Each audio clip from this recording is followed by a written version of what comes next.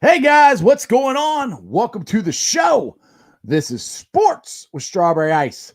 I'm your host, Jeff Trenopole. And as always, I'll bring you sports from a West Side point of view right here in the great city of Cincinnati, Ohio, home of the Cincinnati Reds, who we can actually watch on TV tonight at 8 o'clock. Get a first glimpse of Hunter Green. Very excited to do that. Now, if you found the show, do me a favor, hit that like and subscribe button. Smash that thumbs up. I'm up to 847 subscribers. That is awesome. And as always, I appreciate every single one of you. Now, this show and every show is brought to you by T Properties. T Properties, quality housing for quality people. Check out their website at www.tpropertiesllc.com for all your rental property management needs and your rental needs. Okay, guys, today I am going solo because Jeremy D has this thing called a job that actually pays him. It kind of got in the way, so he's unable to join the show today. So it's going to be you and me. We're doing live video chats. The link should be at the top of the YouTube channel. Now, yesterday I teased this. I said, what is or who are the top 5 Bengals that you put in the Ring of Honor? Now, it's only from the years 2000 to 2020. So my boys helped me out and they put it up on the Strawberry Ice page, and we also shared it in Houday Nation, and we have gotten a ton of comments on it. So let me bring in my boy Tommy here. What's up, Tommy? Let's see how the internet's working today. Yeah, let's see how it's going to go. So far, so good after restarting it, but it's been crap since I've been home. So. Well, we'll see how this goes. Like I said, we got live video chats, so other people are going to join us. But as of right now, for the poll, looking at my phone right now, we have Chad Johnson as the highest vote getter at 138, AJ Green with 97, Andrew Whitworth 93, Geno Atkins 70, and Corey Dillon at 66. Now, I know a lot of people. Well, I say a lot of people, but some people got irritated with us because we didn't put Willie Anderson on that, but we did put Corey Dillon on there. Now, the thinking of that was Willie was more, he got drafted in 95, so he had a lot more years in the 90s than, Corey Dillon did, and also Corey Dillon also set the single game rushing record at Paul Brown Stadium. Yeah. I got that too. I know what Dillon came out in 97, but, he was more of the later 90s where Willie Anderson played throughout half time. Right. He played half the 90s. So, yeah, I was good with that, Did we miss it? We may have missed it, but we're going to put Big Willie. We're going to do a 90s poll, so we got to leave somebody on there. The 90s was the lost decade, so that might be a little bit harder to figure some players out there. So that's another reason we left him on there. Now this is my top 5 on the page. My top 5, which I have Andy Dalton on there. Now I know a lot of people don't like him or whatever, but he led us to 5 straight playoffs. I think that's the longest streak we ever had of consecutively going to the playoffs. We didn't win, and he owns almost every passing record for the Bengals. So from this decade, this span, I'm not sure how you can keep him off. I just that to me that he's a no-brainer, and he wasn't even on the list. But I got him. I got AJ Green, Corey Dillon, obviously for single season or single game rushing record, Chad Johnson, and Geno Atkins. What was your list? Almost similar.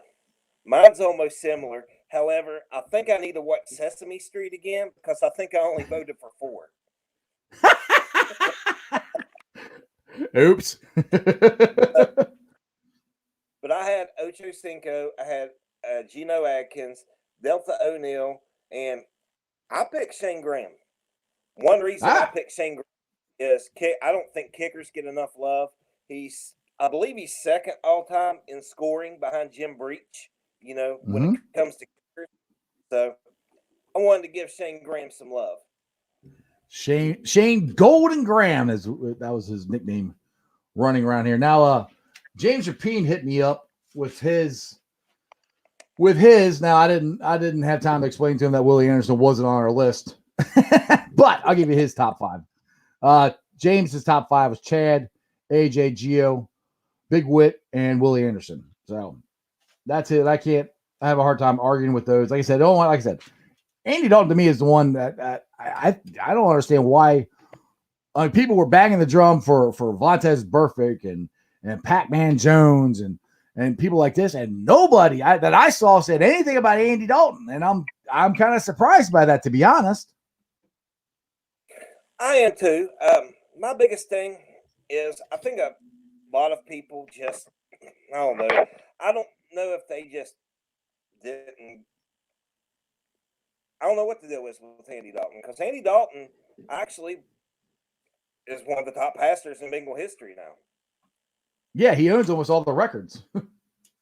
Yeah, I mean, I don't get it. If I learned how to count, he probably would have been my fifth guy. You got that West Virginia math system. It's all right. But yeah, I know this is totally killing Jeremy, because he wanted to get on and he hit me up about 3 o'clock. Like, man, we set this all up and I can't get on. Like, yep, that hurts. Now Crown puts on here. Yo, what's up? Real quick, did you hear about Jeremy trying to get into Houday Nation? Jeremy Dean's trying to get into Houday Nation? He wasn't in Houday Nation, and we could not figure out why Jeremy D was not in Houday Nation. Yeah, I remember, because he was blocked. He was blocked? Somebody blocked him. Somebody blocked Jeremy D. That's great. I didn't know, because all weekend he's like, is it this Houday Nation? I'm like, no, it's this one. I'd send him the stuff, and he's like, man, I can't find it. I'm like, I don't know, dude. And I kept trying to invite him, and I couldn't invite him. Like, I don't know, man. So somebody blocked his ass. So let me get this straight. Jeremy not only is in Facebook jail, but he got blocked from Houday Nation for some reason. Don't know why. Oh, that's great. But he's in now. He's in now. There you go.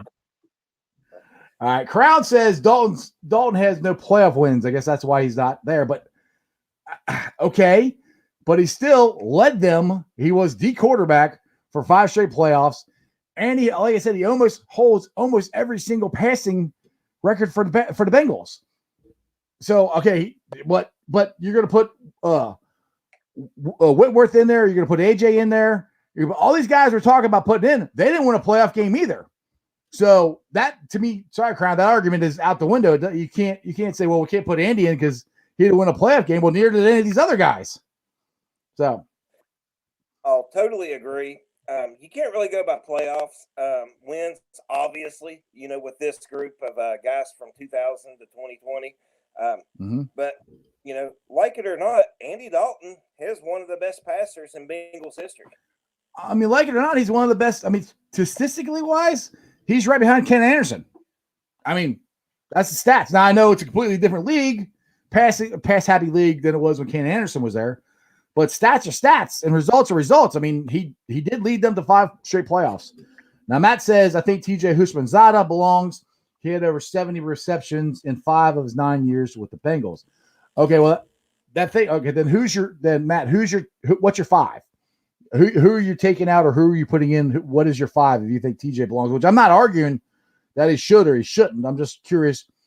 Like, if you only have 5, and that's the hard part of this. You only have 5 guys. And that's it, 5 from 2000 to 2020. What 5 are you putting in and who are you leaving out?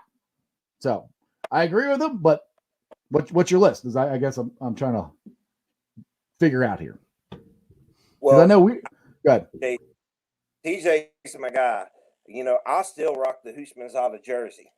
I really like him, but with this group that was on there, I don't think he's necessarily top 5.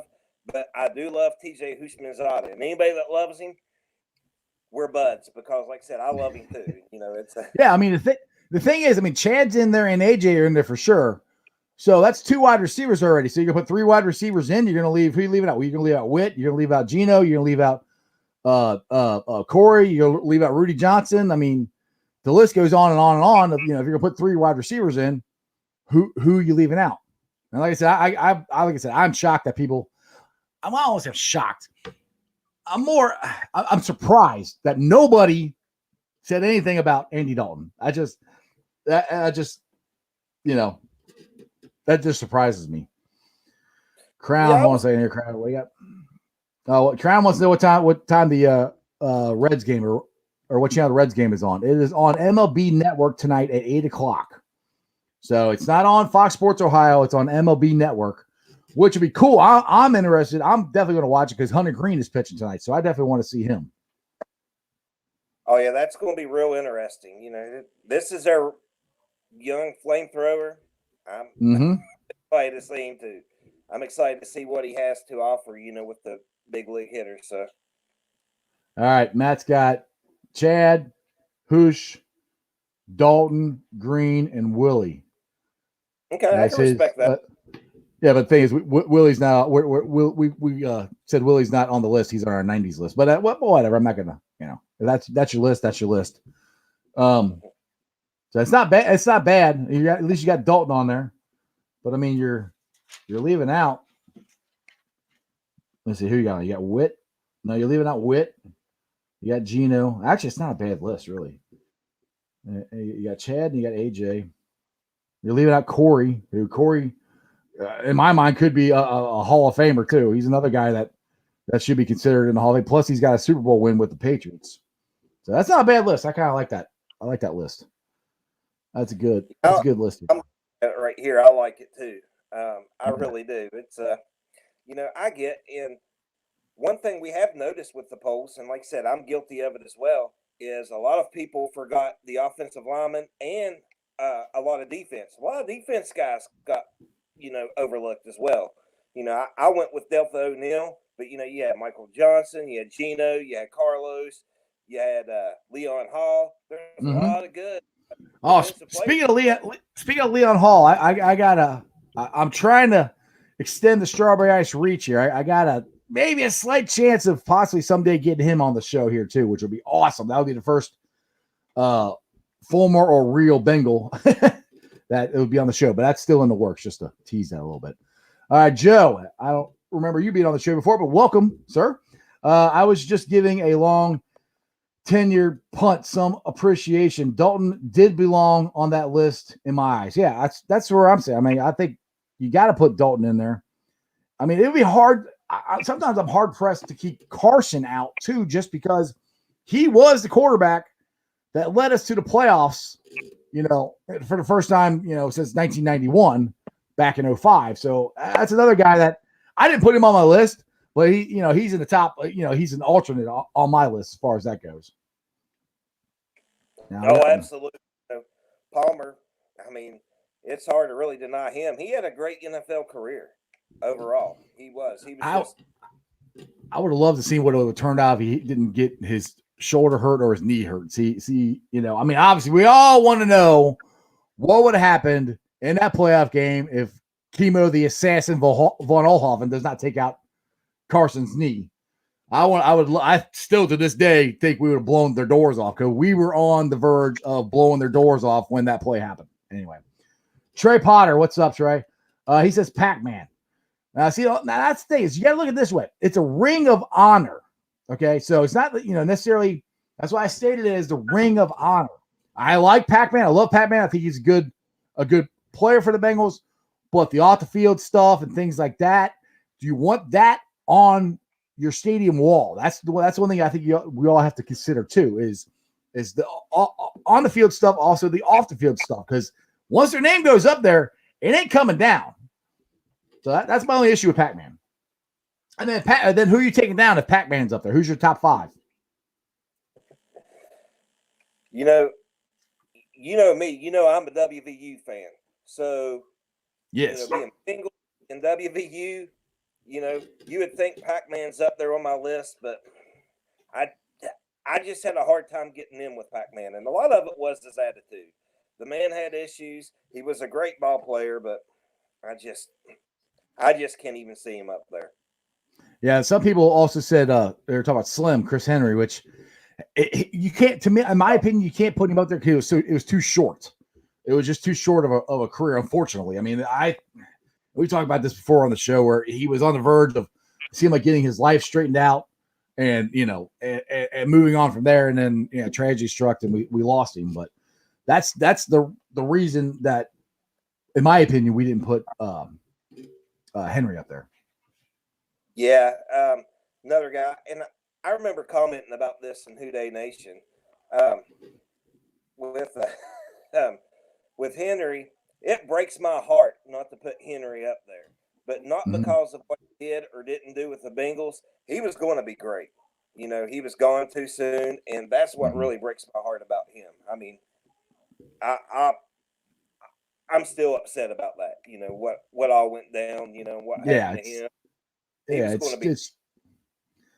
had so much talent, dude.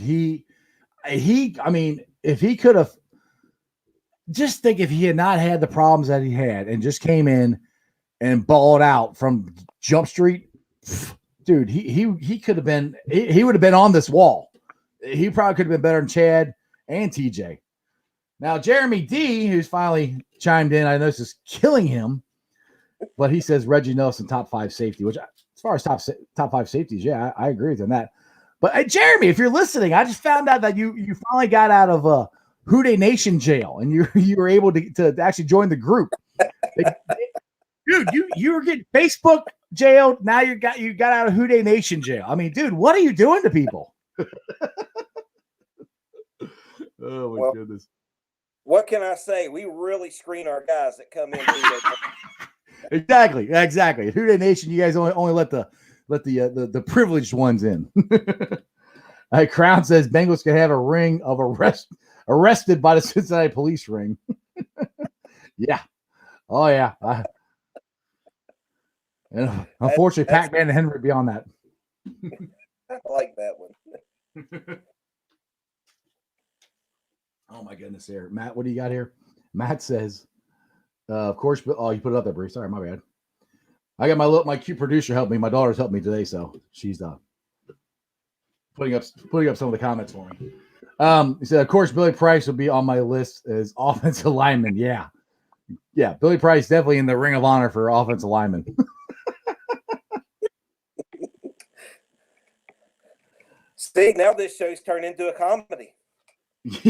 Right, exactly. Jeremy says he's too passionate. LOL. That's why you guys won't let him in. Oh my goodness. All right, so we got some news of the day, and I posted this on Houday Nation along with on the Sports Strawberry Ice page. The Alex Smith has been cut from the Washington football team. And I put it out there, and actually I can't take credit for Jennifer. She put it out there first yesterday before they even released him about maybe the Bengals picking him up as a backup QB. And I know you, me, and Jeremy discussed some of that yesterday. Yeah, that's my thing with, I never gave a lot of thought to Alex Smith. Right. Yeah, good player, great story behind him. Love to see him hit the field this past season. I mean, I don't care if you're a Bengals fan, a football team fan. Yeah, football team fan, right.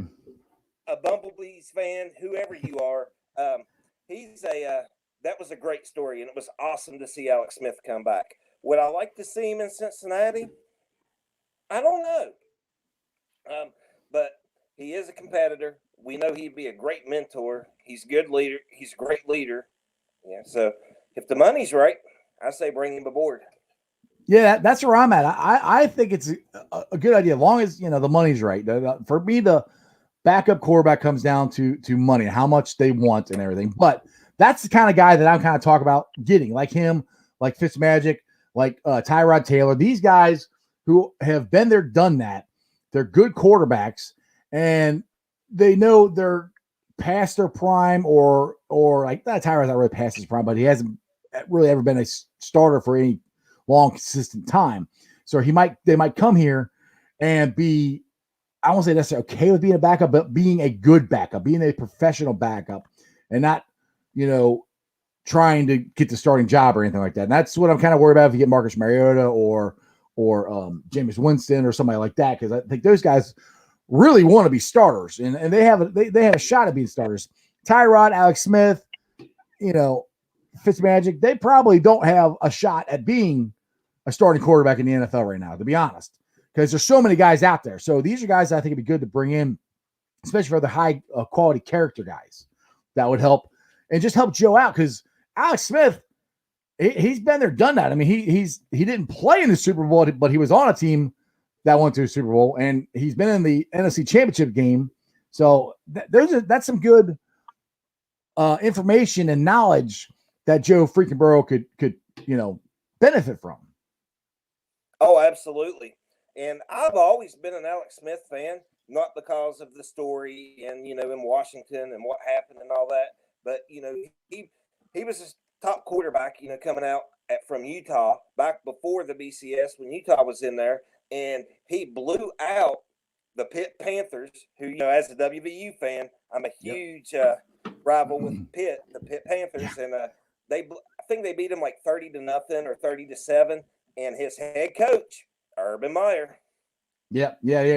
You're bringing up schools for me that I'm a big rival of, because UC used to be in the Big East with West Virginia and all these teams. And it's Pittsburgh. I can't stand them. So, but I agree with you.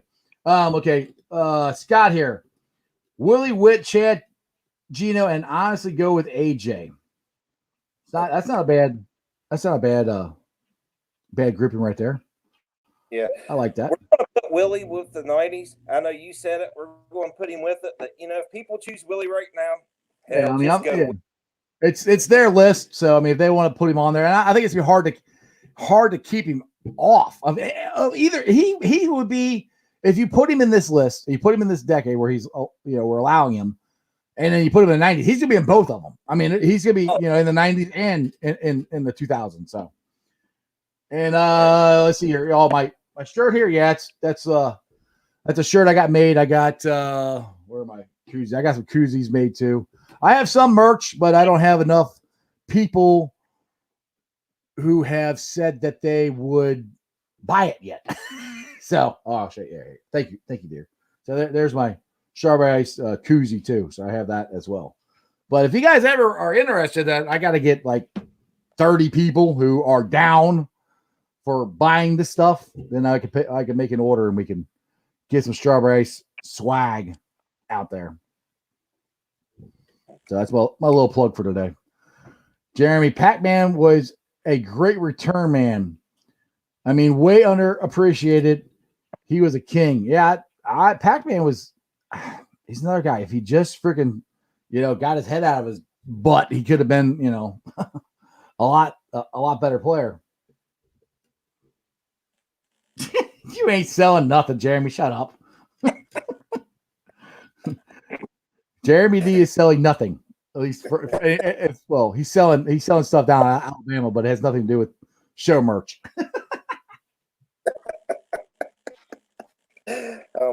Hey, I want to go off topic just for a second. Go ahead. You were talking about your daughter's helping you produce tonight. Mm-hmm. All right. Is this the daughter that added music to the video? Yes. She's the one that did it. Well, good. I hope she can hear this because she did an awesome job. You hear that, Brianna? Awesome. You hear that? He said you did an awesome job on the music for the video. What you guys will see the video. Are we going to release that video tonight, or are we thinking about later on in the week? I don't know.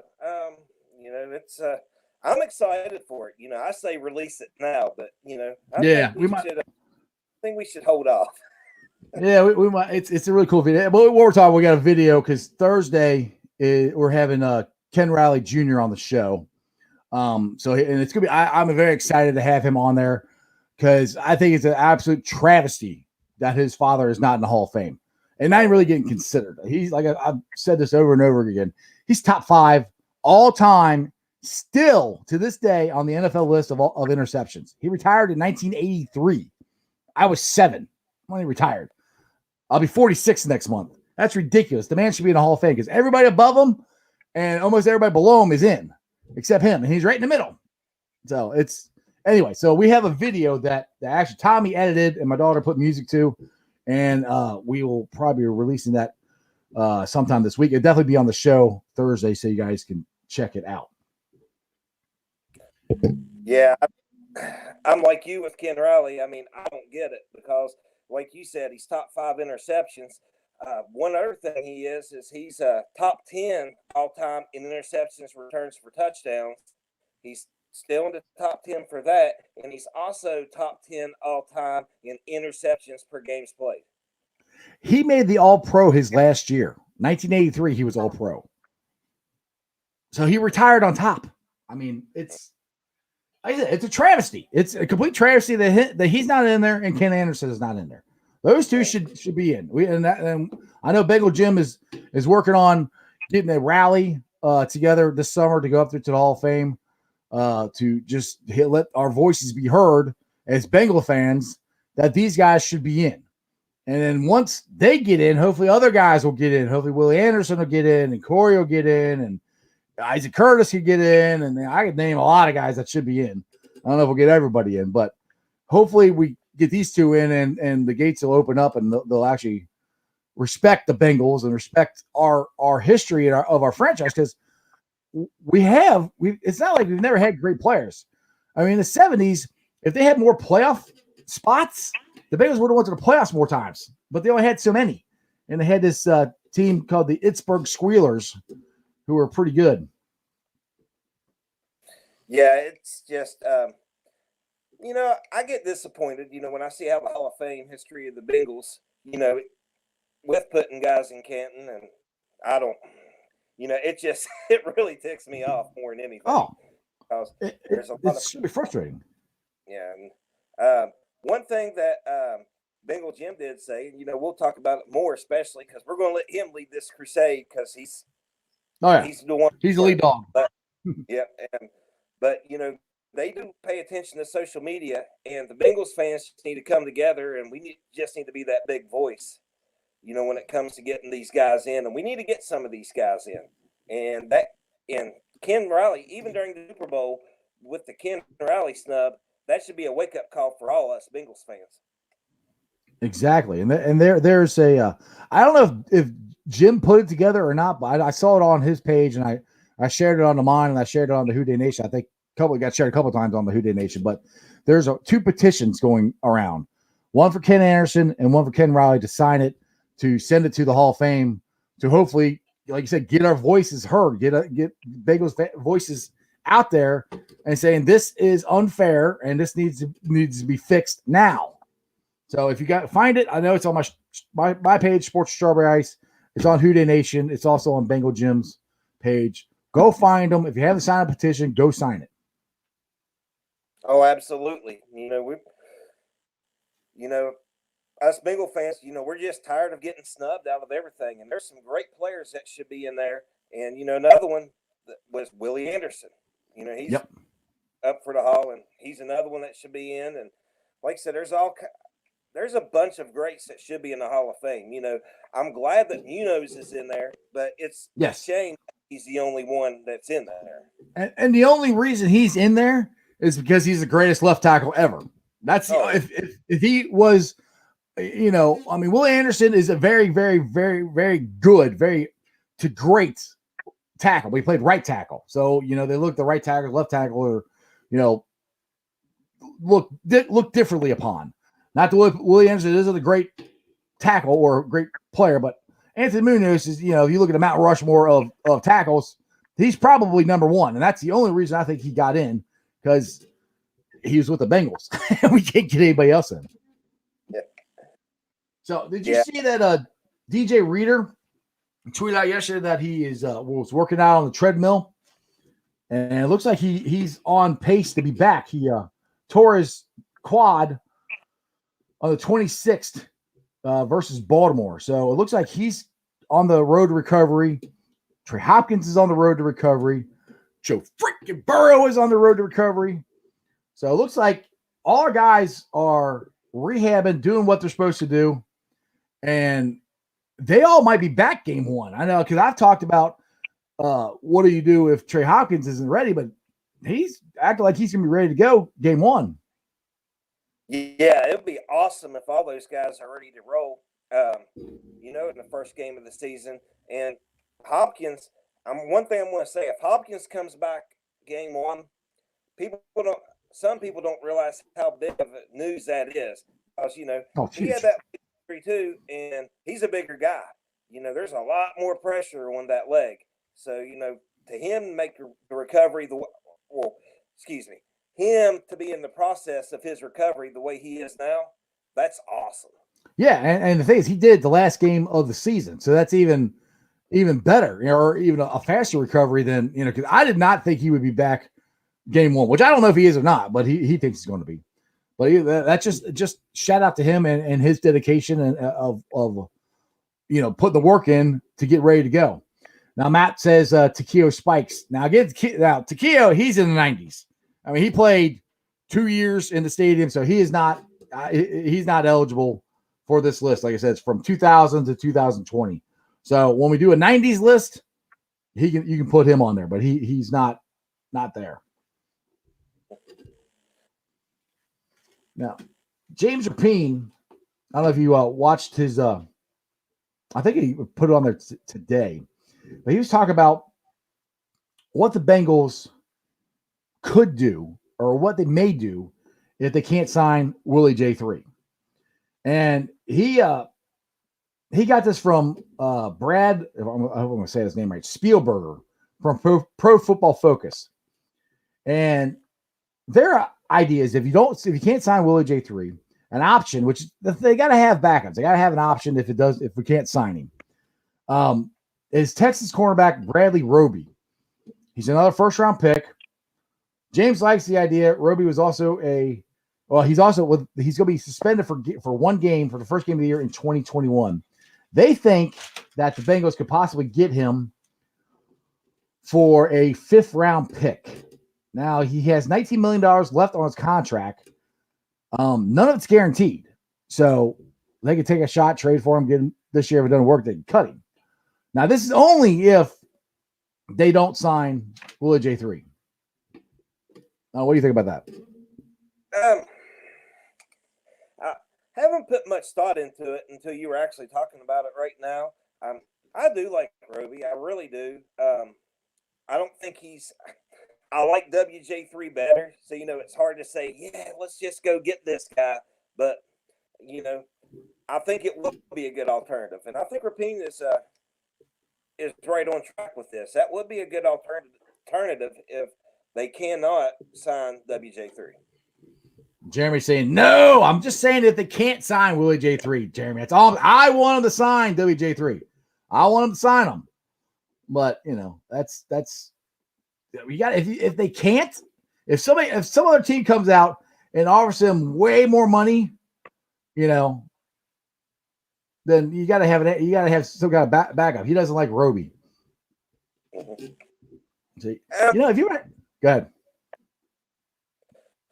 He may not be the answer, but like I said, but like you said, you have to start looking at alternatives. And, there is some quarterbacks out there, but there's just not much out there that I've seen that I really like. So, that's an option. Now, I had another thing that just popped in my head. We're talking about James Rapine. He does the Bengals Locked On podcast every day. I don't know if he's on it every day, but Bengals Locked On podcast is every day. But anyway, they had a guy on there, and I wish I could remember his name. I should have wrote it down, but I didn't think of it until just now. And Tom, how much I love Armadillo as the Bengals defense coordinator. I mean, by far, I think he is the greatest defense coordinator we have ever had. And if you ever watch the show, I'm completely kidding. But this guy was watching the All-22.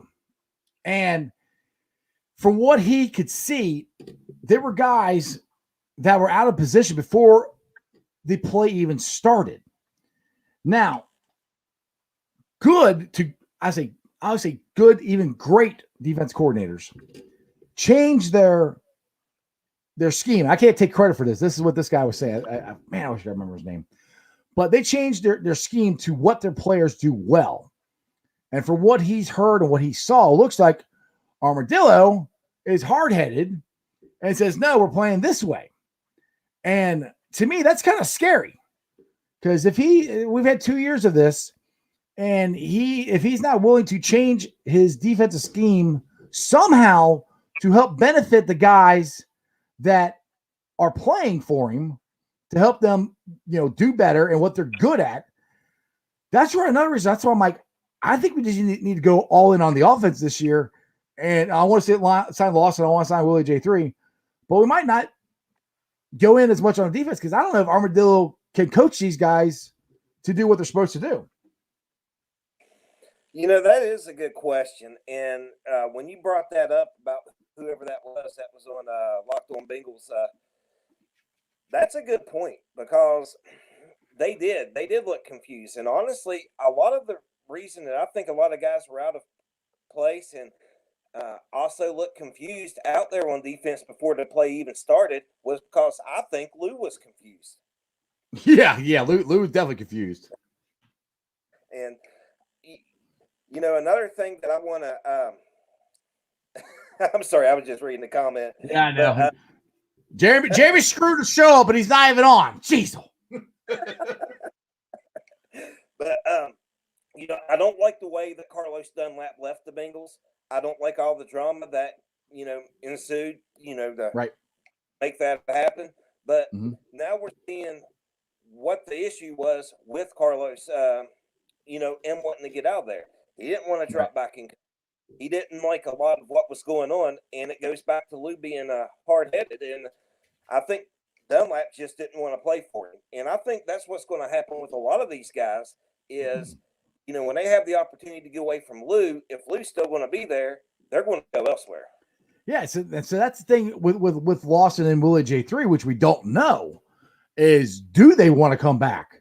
Because there's been stories out where Lawson has said that he was told to not use certain pass rushing techniques that he uses, that he's comfortable with.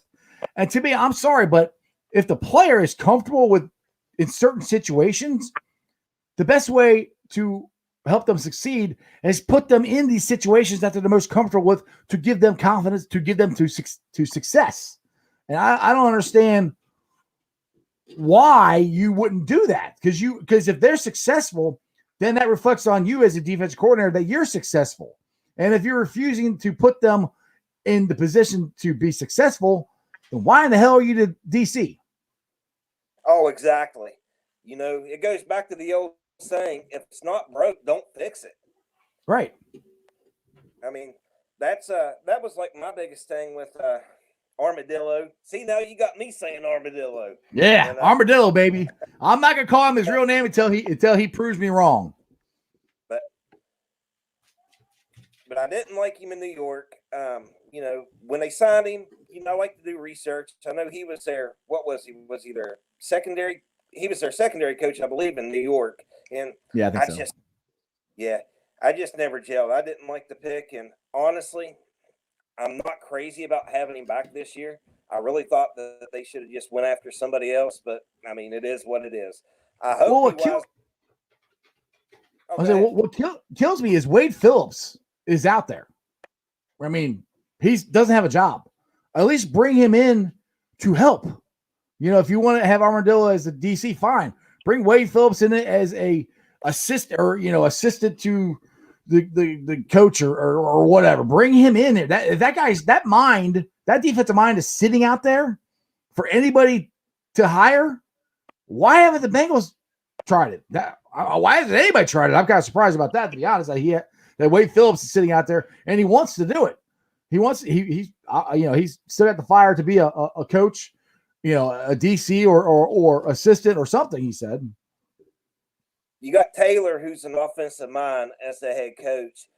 Obviously, he lacks when it comes to defense. I mean, look at you stick with Armadillo. Obviously, he's just not as keen on defense as he is offense, talking about Taylor. But I would bring in Phillips, and I'd be like, hey, I know this is a young coach. I don't know if you want to coach if you want to work under Zach Taylor or not, but we're going to give you total control of the defense. Head coach can't say nothing. Whatever you want to run, and just bring Phillips in and see what he can do. And I think a lot of these players play for Phillips better than what they would with Armadillo too. Yeah. I mean, either way, guys, right now we're stuck with Armadillo for another year. So you just kind of hope that he changes or they figure it out. And that's where I'm kind of like, I don't know if like I said, I want Willie J3, I want Lawson, I want them to get another pass rusher. But to me, if this is Zach's last year of his contract, so this is another way to look at this. And we really haven't been able to see Zach's offense in its full effect or whatever because of the offensive line. It's been terrible for the 2 years that he's been the head coach.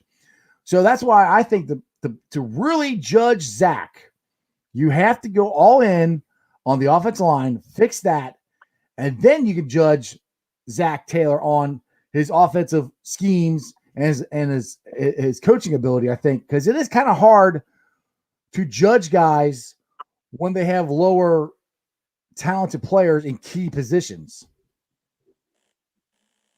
Oh, absolutely. I mean, one thing you have to look at is Taylor beat the Fighting Bumblebees with his backup quarterback. And, one thing that really impressed me with the backups this year was, after Burrow went down, Brandon Allen didn't even practice with the team, because of COVID protocols. When he was on the practice squad, he was in another side of the facility working out. Mm-hmm. They had Finley on the scout team. He was taking no offensive reps. He was just, the scout team quarterback. And so I don't think anybody was ready. And I think that he did, scale his offense back a little bit to meet, the talent level of both Allen and Finley. I don't know what I'm trying to say here. I lost my train of thought. No, I think I got you. No, because I was impressed with Zach's how quickly he got Brandon Allen up to speed, like you said, because he wasn't even really part of the team. He was in a hotel under COVID protocol, and he wasn't. If he did work out, he's on the other side of the field.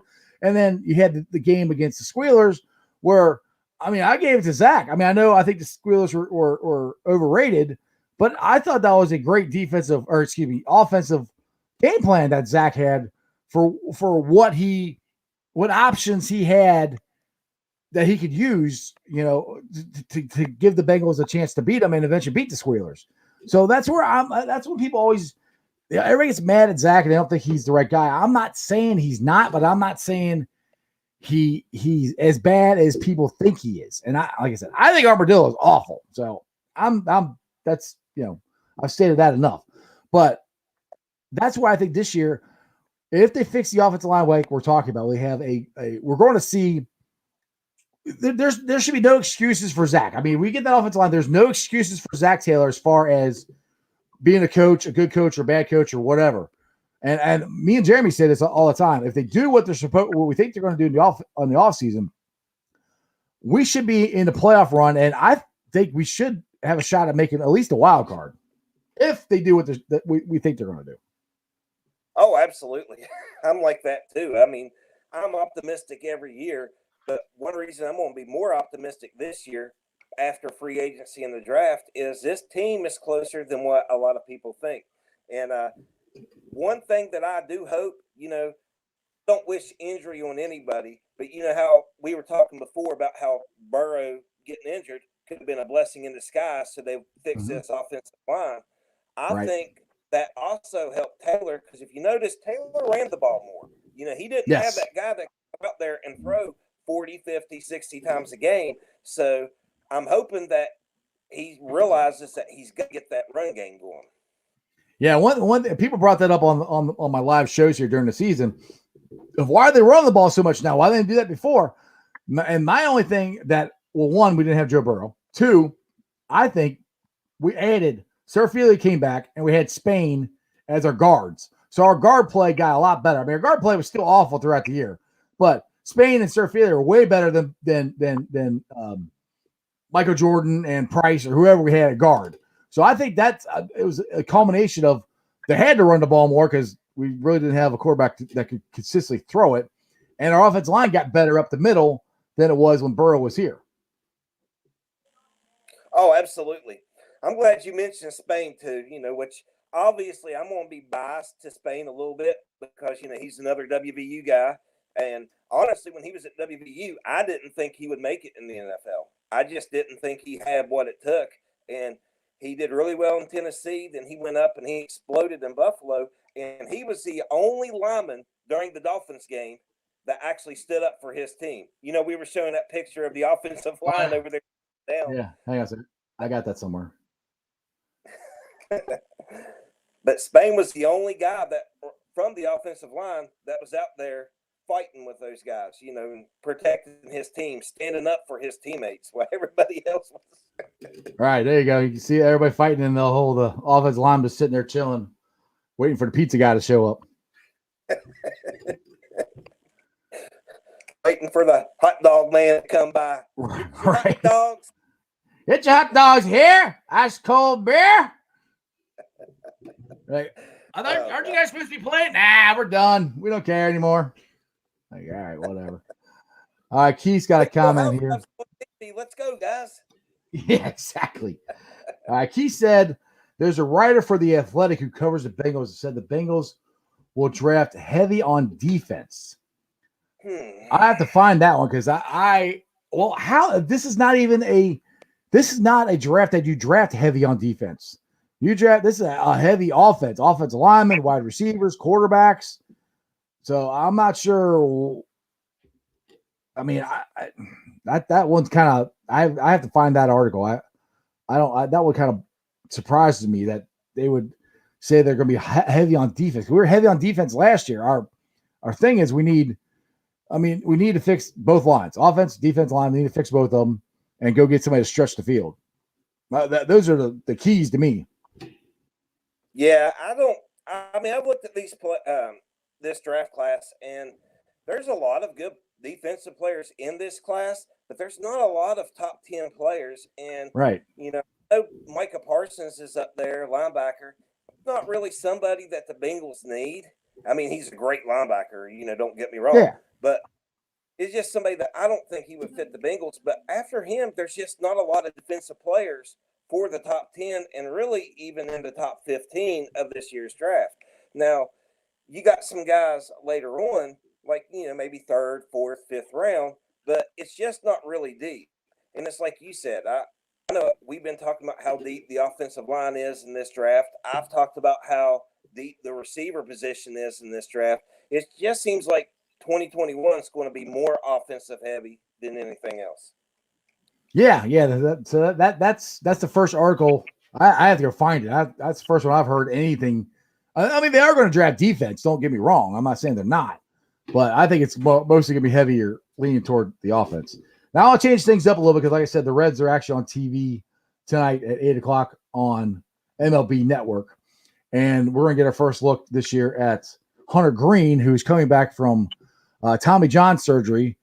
Now last year he didn't have any minor leagues. He pretty much just got the pitch at Pasco. But from what I have read, his fastball is already back up to like 100 and something miles an hour, which is pretty good. But he's also got to work on a secondary pitch. So those are things that I will be watching tonight to see. We know he can throw it. It's control and keeping the batters off balance is one of the things that I'm going to be looking for from Hunter Green. I don't know how long he's going to pitch tonight, but I think it'll be interesting watching him. It is going to be interesting to watch him, and I'm excited for that too.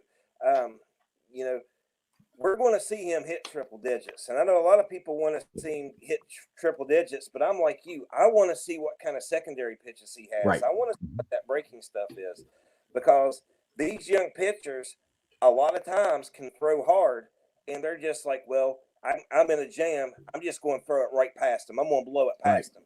Well, this is a big league hitter. He gets your timing down, and it's going deep. Well, the thing is now, I mean, what young pitcher can't hit, 97 to 98 to 100? I mean, it seems like almost all of them are throwing a ball, way faster than they used to. And the thing is, like, if you ever watched Trevor Bauer, which I know we all watched him, but he was great at keeping the batters off balance. And that's the thing you have to do with a batter. You got to guess, fastball and you throw him a curveball, or you curveball and you throw him a slider, up, down, in, out. That's pitching. I mean, lots of guys that make the NFL or the MLBs can throw it 97, 98 miles an hour, but it's straight right down the middle with no movement, and then it's gone, like you said. So that's where he has to work at.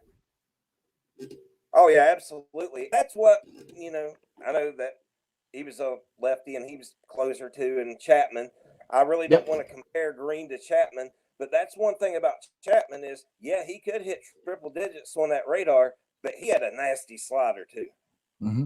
Yeah, but the Chapman sometimes too, he would fall in love with his fastball and he'd throw it right down the middle. And I don't care if it's 105 or not. These are Major League Baseball players. They can time it up and hit it to the moon. They don't even have to swing that hard.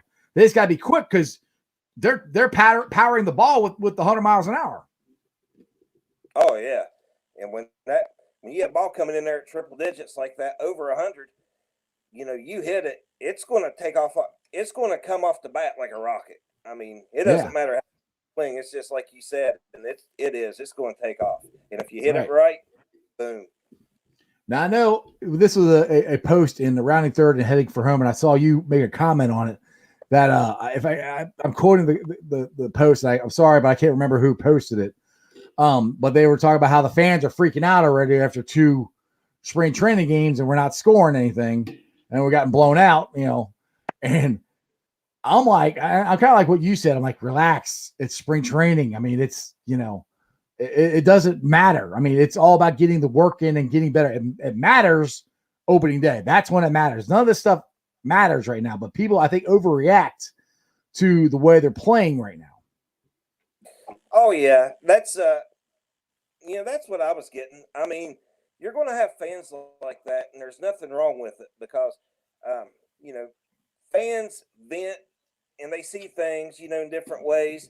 But, the way spring training usually works is we're going to get a good look at these younger guys early on. And that's what David Bell and his staff wants to do. They want to see which guys they want to get a longer look at, and that's who you're going to see playing towards the end of spring training. Yeah, and the thing is, it's different this year because normally you have, that dugout. I was listening to Tommy Thrall the other day talking about how normally the dugout is packed. You got all the minor league guys and everything. Well, you don't have as many of those guys as you normally do. So I don't think I think it's actually kind of good for the younger guys who are there. They are going to get a lot more work and a lot better look, than they normally would, in regular years because there's not as many of them. Now, the thing is, now everybody's talking about the shortstop position, and I've thrown it out there where I think they're not going to do this, and I'm kind of surprised they're not doing this. The mad scientist loves mixing and matching, and this sounds like something right up his alley. But, I've thought it's not a bad idea to get your best offensive team out there because we're not a great defensive team as it is. And so my suggestion was to move Gino to short, Moose to third, bring in Senzel to second. And that way you can have Shogo in center, Winker in right, and Castellanos or Winker in left and Castellanos in right every day. That's your best starting lineup right there for offensively. And for the Reds to win, I think that's what they got to do. But they're not going to. It doesn't seem like. It looks like Kyle Farmer is the one that they want to be the everyday shortstop and possibly a backup with Strange Gordon. Yeah, I was upset with a lot of people. I was on the bandwagon where I wanted them to do something with shortstop this year, but now I'm just but I am excited about Farmer. And, ever since I read that article, and even though it may not turn out the same way, but how they were talking about how he changed his swing. And, he worked on a new swing, he worked on his technique, and, Scooter Gennett did that back in 2016. And we all know after he changed his swing. Now, we may be spoiled by that, or I may be spoiled by that because it may not work out, but I'm excited. We all got. I was saying, you look at it this way too. And I'm usually the optimistic guy, but Nick Senzel, somebody talked him into changing his swing right before he came up his rookie year, and that didn't work out too good. No. So a swing change isn't always the best, but I mean, look, I hope Kyle Farmer can be an everyday shortstop because we need somebody. You know, it helps to have. I mean, I'm the one that likes guys set for the most part in their position and in their batting orders. And I know the mad scientist doesn't like that. So that's why the reason I have a hard time liking him as a manager. But I still think, I mean, people are on this team like some fans act like we're rebuilding. We're not rebuilding. We made the playoffs last year. Now, granted, if it was a regular 162 game season and we played like that, like we did last year, we probably wouldn't have made the playoffs, but we did. And we haven't lost that much. I mean, we lost Trevor Bauer is a huge loss. Iglesias, I don't, you know, I would rather kept him, but we didn't. But that's basically it. Everybody else is coming back. So from a playoff contending team, and if you look at the Central, the Cubs got worse. The Cardinals, they're still pretty good. Milwaukee really hasn't done anything. So I mean, this is a very winnable division, I think, for the Reds, if, in my opinion, the mad scientist David Bell doesn't screw it up. Yeah, I'm pretty much the same way you are with that. You know, I'm thinking David Bell is going to have a lot of. I think he's going to have an issue going away with the analytics when he needs to. You know, I love analytics. I like that, but I think he plays into them too much. And one thing I really don't like about him is he must not like Shogo. Yeah, I know. He does not play Akiyama, and I just don't get it. I mean, you got a guy coming over here, and he had a hot streak. I think he finished up batting only like 240 or 250. Yeah, but that streak when they won those 6 or 7 series in a row, his on base percentage was off the chart. Oh yeah, and I don't know why you wouldn't want to get him some reps against Major League pitching. Right. Ready for 2021, because then, you know, if he's ready, then, man, you just got another weapon right there. And it goes back to what you said. Even though they won't do it, they could put Senzel right back at second, and, you know, that's 2 good bats you have in the lineup instead of now you got to rotate them. Yeah, I mean, people come at me like, it's a terrible idea. You know, Gino had this many errors when he played shortstop and stuff, which I understand. I'm not saying it's ideal at all. I'm not saying it's ideal. I'm just saying for the way the team is structured, they didn't do anything at shortstop. So he might be your best. It might be your best option to get your best offensive guys out there. And the way that they shift and everything with every freaking batter, you can get away with not as good a shortstop as you used to have. Now, shortstop to me is it should be the best glove on the team. I believe that wholeheartedly. But from what we have to work with, you know, I think this is the best option to do. You know, nothing against Kyle Farmer or anything. I mean, but he's never been an everyday player. You know, Senzel has, Moose has, Gino has, all these guys have. I mean, Akiyama, and that's the other big thing for me is to get Akiyama in there. It's criminal to me that David Bell won't play him. And put him at the leadoff spot. That's what you signed him for. And they keep thinking he can't play center field, which is ridiculous. I think he played a fine center field last year. He played it just as good as Senzel did. Again, it's not like we have gold glovers.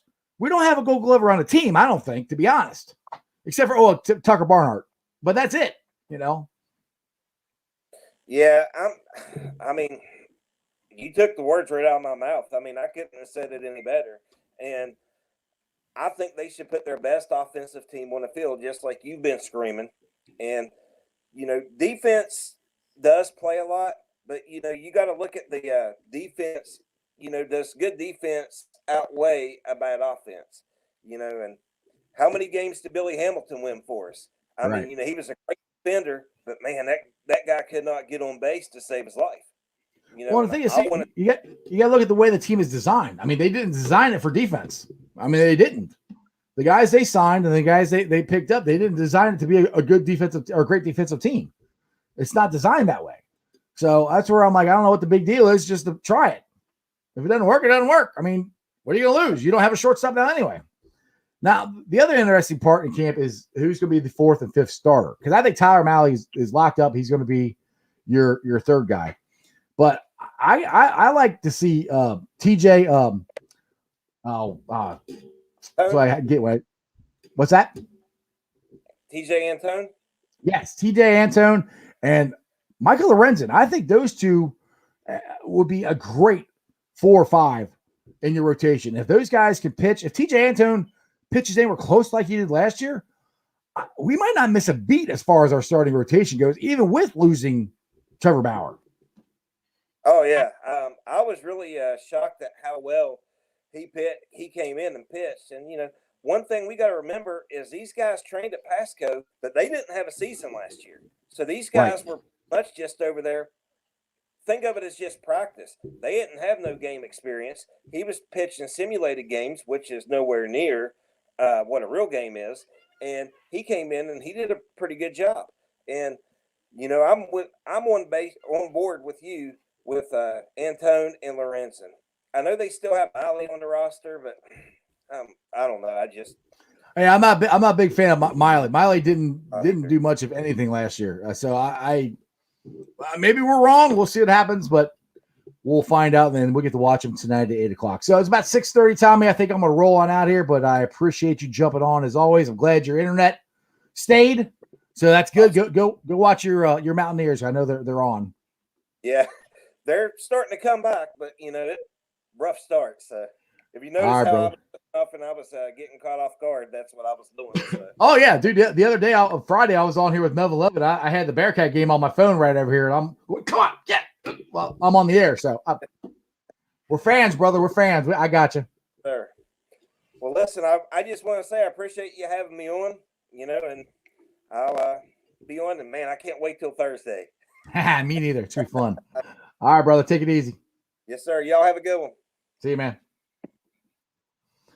All right, guys. Well, I'm glad you guys all were able to join me and Tommy. I'm going to jump off here because the Blue Jackets, for my hockey fans, which I don't know how many hockey fans I got on this channel, but I am a hockey fan. I like the Columbus Blue Jackets, and they are about to start skating here at 7:30. They will be taking on the Detroit Red Wings. So I'll watch that for the first hour, and then I'll start watching the Reds game, and I'll flip back and forth. So this brings me to the Facebook groups that let me live stream on their pages, and I appreciate every single one of them. That's Who Day Nation. That's where Tommy's from, and Josh is on there also. He joins the show a lot too.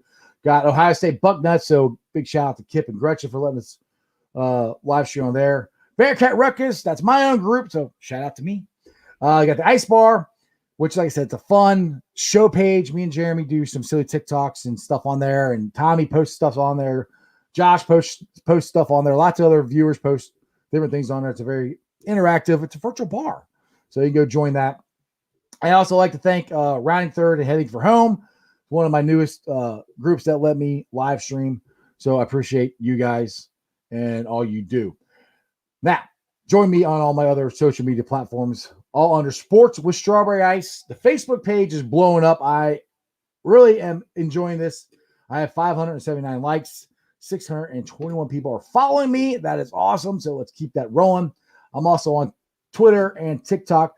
Eventually, I'm going to figure out how to put the show onto Twitter and start broadcasting it on there. So I'm going to try to get my Twitter followers up that way.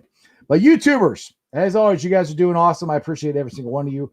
I'm at 847 subscribers. Make sure you like, subscribe, share. Podcast will be going up later on tonight.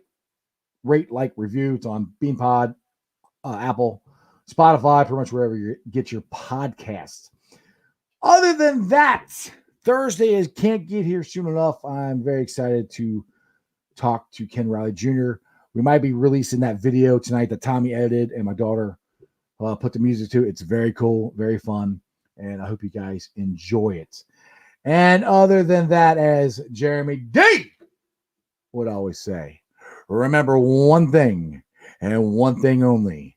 You don't live in Cleveland, you live in Cincinnati, so act like it. Who Day, go Reds. Hopefully they'll get a win tonight and everybody can calm down. Hopefully Hunter Green does good. That's the one I want to watch him tonight. I'm very, very excited to watch Hunter Green tonight. And as always, that's just sports, baby. See ya!